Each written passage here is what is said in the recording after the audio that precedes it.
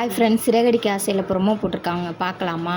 என்ன நடக்குதுன்னு பார்த்தீங்கன்னா, மனோஜ் வந்து கையெழுத்து வந்து அவங்க அப்பா கையெழுத்தை போட்டாங்கன்னு சொல்லி மீனாவை பழி வாங்கணும்னு நினச்ச சிந்தாமணி என்ன பண்ணுறாங்கன்னா, மனோஜ் வந்து அவங்க அப்பா கையெழுத்து சீட்டிங் பண்ணி போட்டார் அப்படின்னு சொல்லி நம்ம பேங்க் மேனேஜ் மூலியமாக போலீஸ் ஸ்டேஷனில் கம்ப்ளைண்ட் கொடுத்துறாங்க. கம்ப்ளைண்ட் கொடுத்தோன்னே போலீஸ்காரங்க வந்து மனோஜை வந்து பிடிச்சிட்டு போகிறாங்க. பிடிச்சிட்டு போகையில் முத்துவும் அவங்க அம்மாவும் கதறிக்கிட்டே பின்னாடி ஓடுறாங்க. ஜெயிலில் போய் வச்சிடுறாங்க.